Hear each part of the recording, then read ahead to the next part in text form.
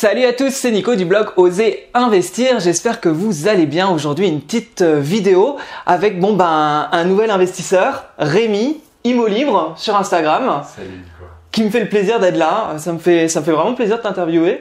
Bah, moi aussi, merci d'être m'inviter sur ta chaîne. Ouais, c'est cool parce que je sais qu'il a il a un super parcours, il a vraiment fait du lourd en très peu de temps et c'est génial parce que je sais que là, il y a plusieurs projets qui se profilent et une liberté qui arrive potentiellement dans les mois à venir et c'est juste très inspirant de voir des personnes comme toi. Bah, merci, écoute, merci de m'accueillir sur la chaîne, c'est un grand plaisir, donc voilà. Bon, on va parler de tout ça de toute façon, on se retrouve juste après le petit générique.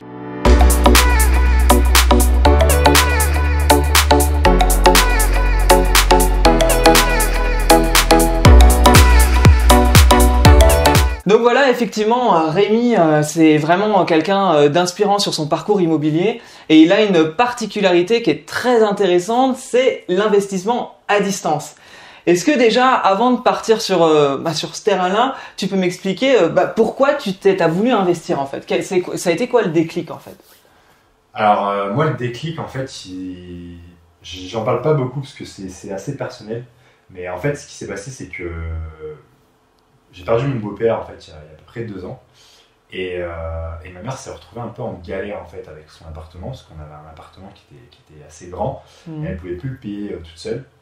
Et donc ça faisait pas mal de temps que je m'intéressais à la liberté financière, à regarder à droite à gauche ce qui se faisait. Et bien évidemment quand tu commences tu tombes sur tout et rien.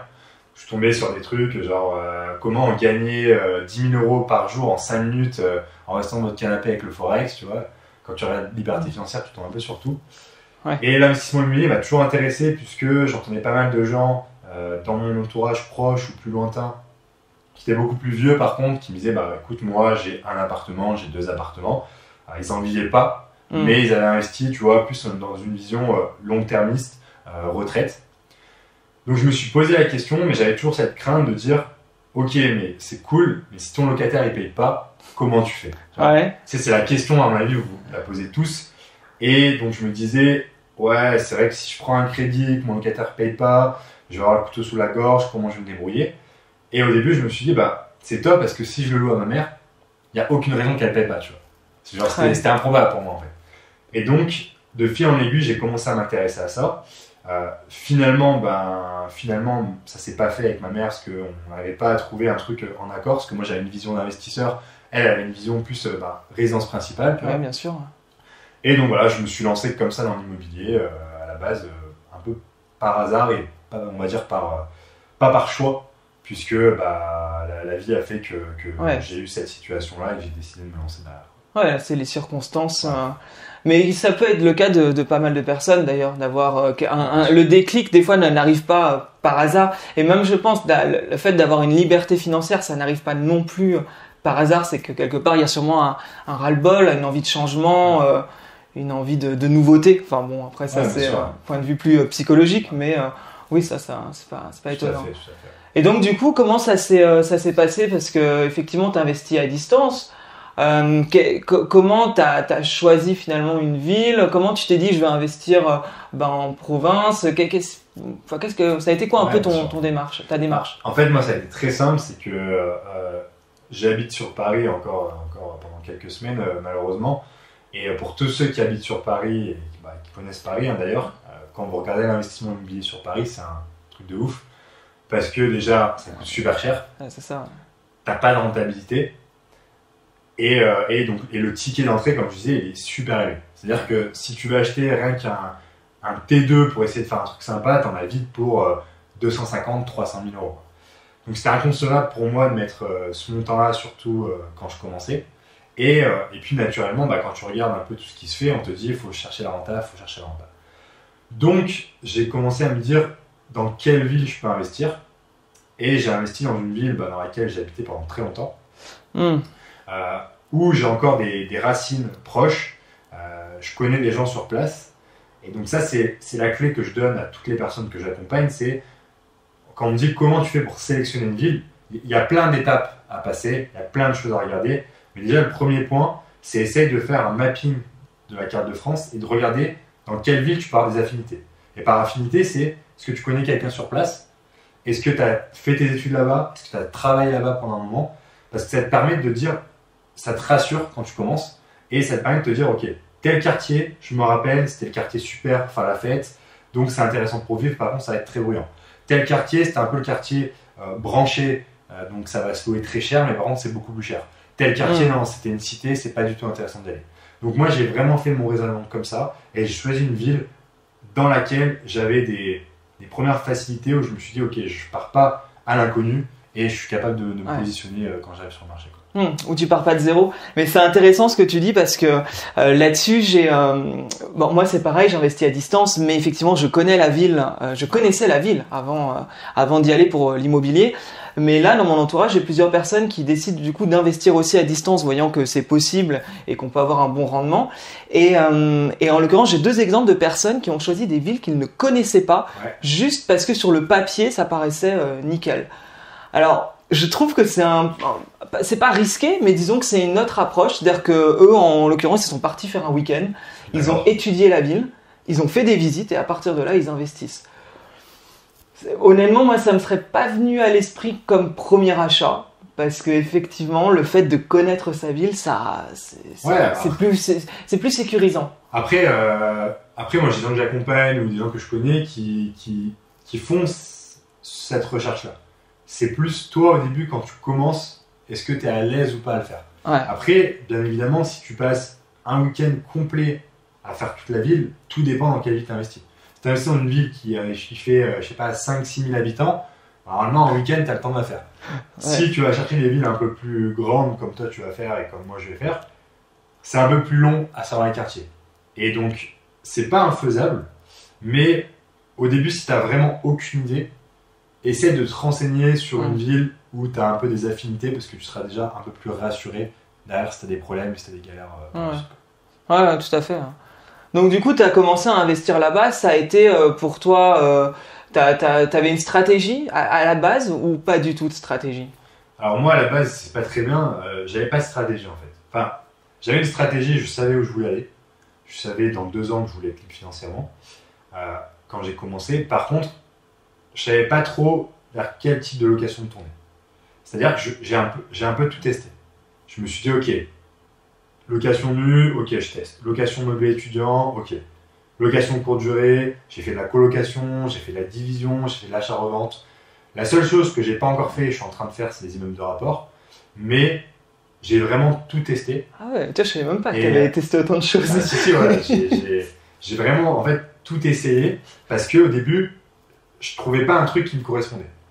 Après, j'ai décidé maintenant de me réorienter plus sur la location courte durée et de la colocation. Mais à la base, je ne conseillerais pas, si c'était à refaire, de faire ça. Je conseille vraiment d'être focus sur une stratégie pour vraiment développer une expertise derrière. Sinon, on perd un peu son temps peut-être à tout essayer. C'est ça, voilà, c'est ça.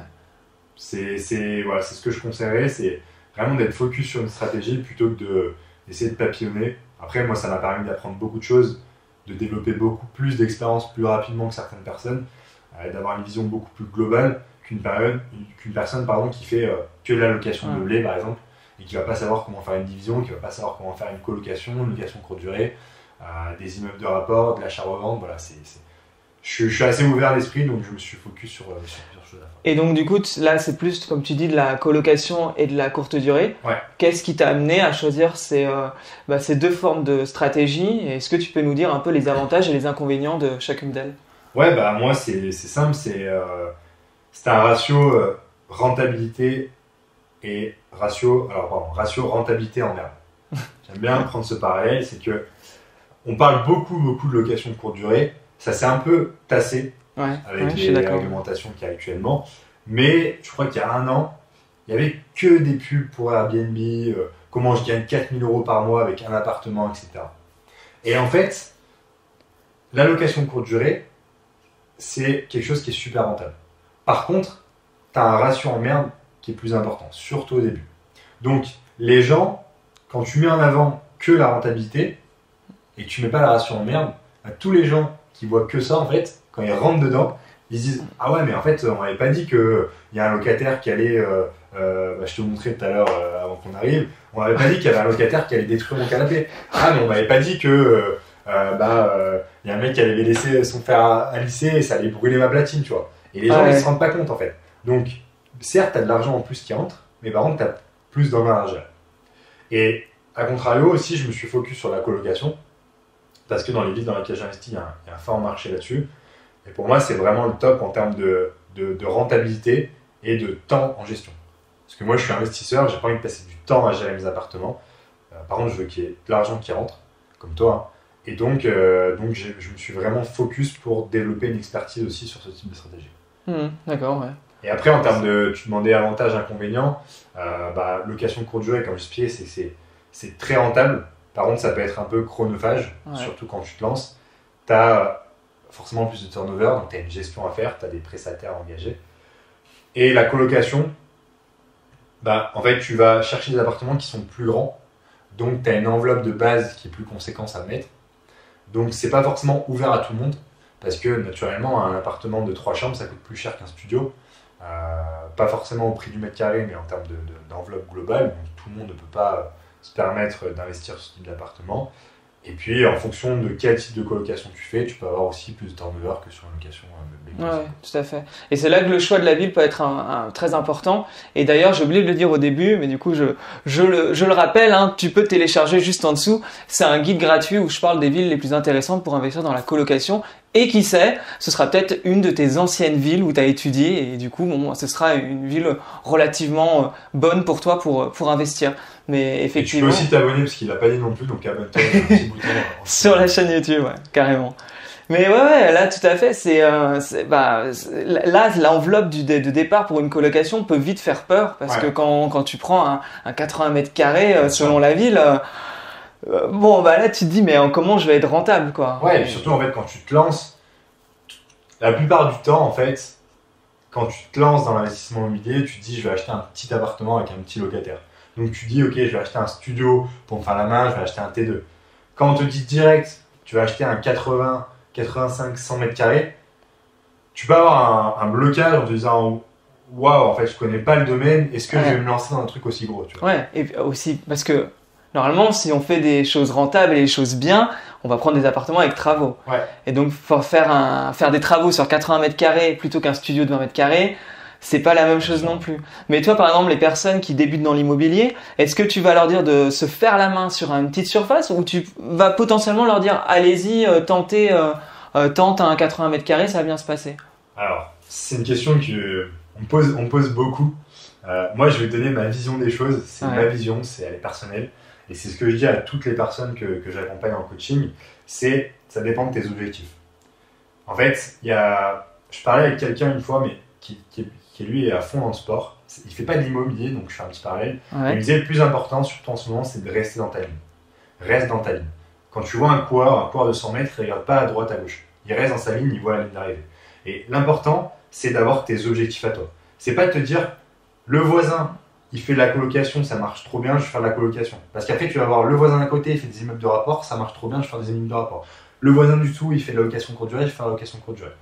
Le problème quand tu fais ça, c'est que peut-être que le voisin, sa situation fait que il veut faire de la location courte durée parce qu'il a peut-être plus de temps que toi, il a peut-être plus d'argent que toi, il est prêt à prendre plus de risques et aller être libre financièrement plus rapidement. Alors que peut-être toi, par rapport à ta situation, tu as peut-être, 40 ans, tu as peut-être des enfants, tu as peut-être une famille, tu n'as peut-être pas la même épargne de sécurité de côté, tu n'as peut-être pas la même appétence au risque ou pas. Et donc, si tu copie-colles exactement ce que fait le voisin sans connaître sa situation, tu risques d'aller droit dans le mur.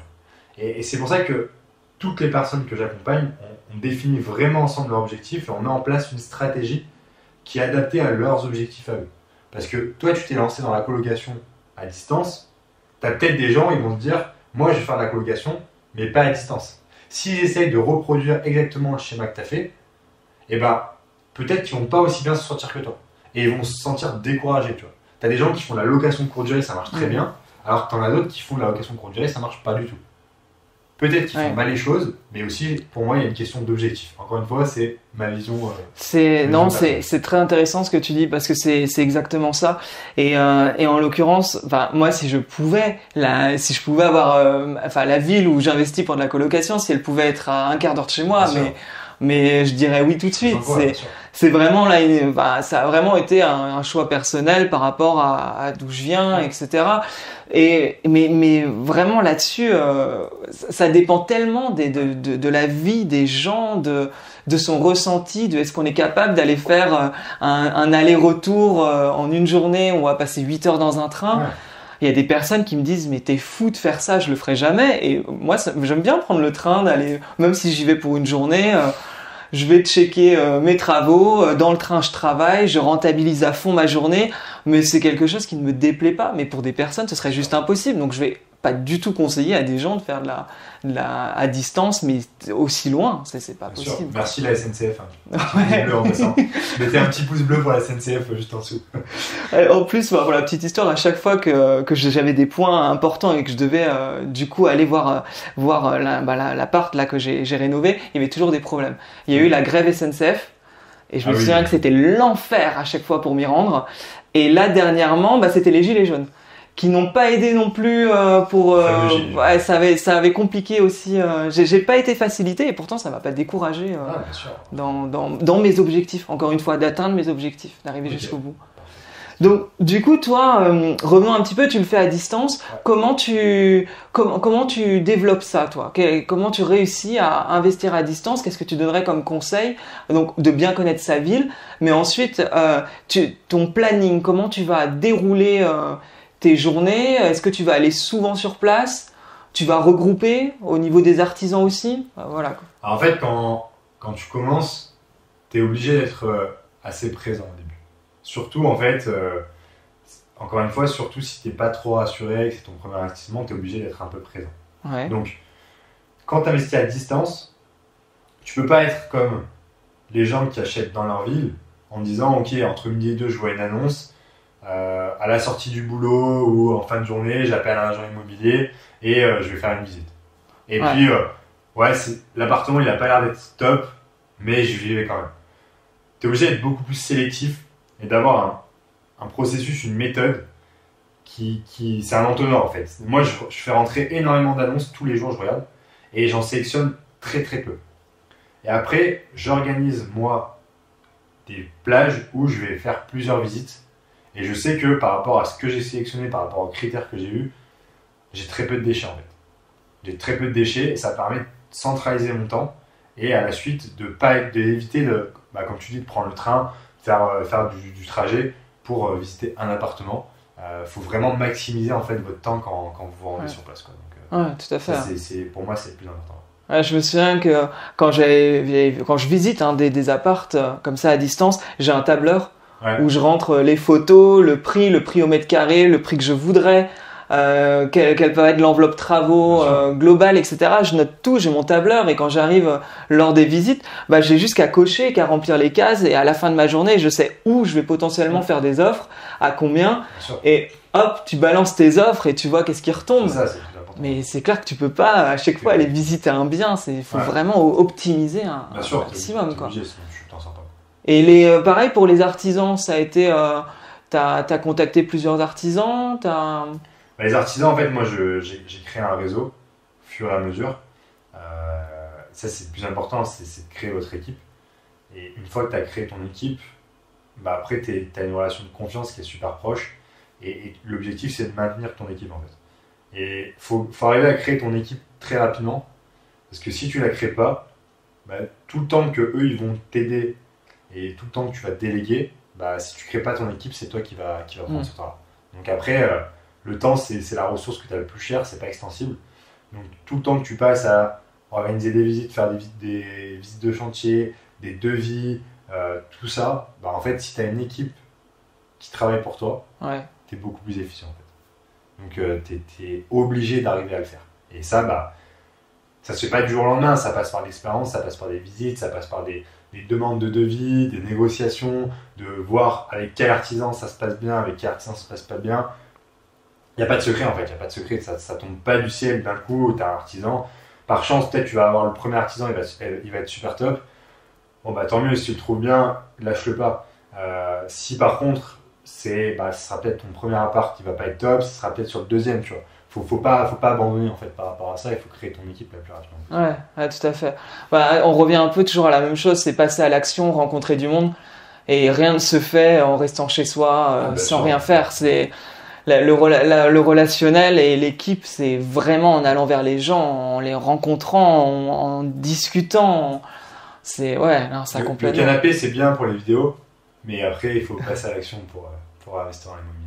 Au niveau de ton patrimoine, on est sur. Alors, comment tu veux le décrire? On est sur combien d'apparts, combien de cash flow? Comment tu pourrais résumer ça donc en 2 ans, hein, c'est ça? Ouais, bah moi, j'aime bien. En fait, en 2 ans, j'ai acheté pour un peu plus d'1 million d'euros de patrimoine.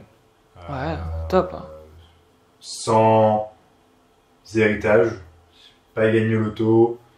Je viens d'une famille moyenne, j'ai jamais manqué de rien, mais on roulait pas forcément sur l'or. J'ai mis une épargne de côté parce que j'ai toujours été comme ça. Mais c'est une épargne, on parle de 15 000 euros d'épargne, hein, on parle pas de 100 000 euros d'épargne. Ouais. Et pour info, cette épargne, je l'ai jamais utilisée en fait dans l'immobilier. Ouais. Donc j'ai dû utiliser peut-être 4 000 euros maximum pour acheter tous les meubles, etc. Parce qu'il y a des endroits où je n'étais pas à l'aise. Après, je l'ai fait financer par le banquier. Mais voilà, je ne suis pas parti de j'ai 200 000 euros, je peux les mettre cash sur la table et acheter un appartement. Je me suis construit tout seul et je me suis formé, je suis passé à l'action, j'ai fait des erreurs, ça m'a coûté de l'argent, ça m'a coûté du temps surtout et après j'ai grossi comme ça. Ouais, c'est top. Donc du coup là en gros, est-ce que tu peux dire combien ça te rapporte à peu près par mois tous tes appartes?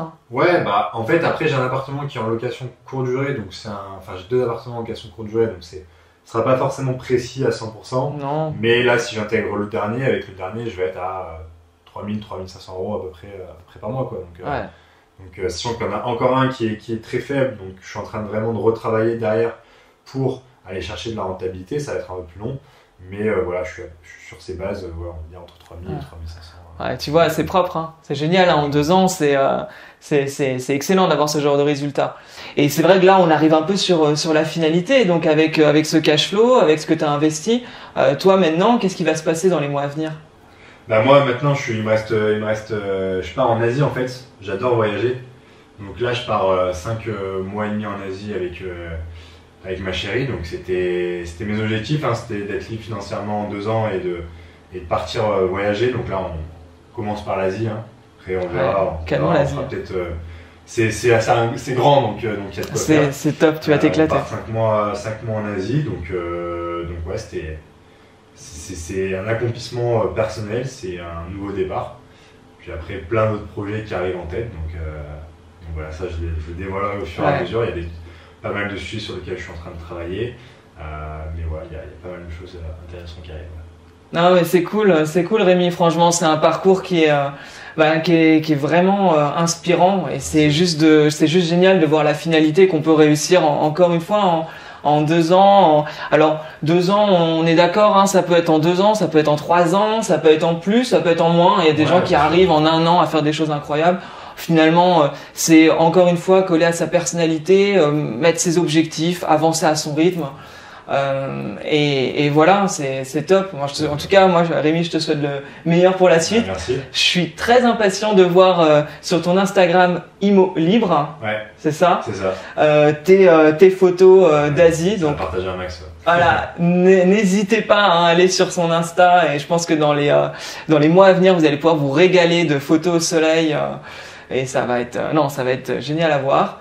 Et puis moi j'ai envie de te dire, j'espère qu'on aura l'occasion de se croiser à Bali, en Thaïlande ou peut-être ailleurs dans l'année. Et ça serait cool de se boire un petit cocktail au bord de la plage. Quoi. Avec grand plaisir du coup. Merci Rémi. Je t'en prie. À très bientôt. Merci. Salut. Ciao, salut à tous. Salut.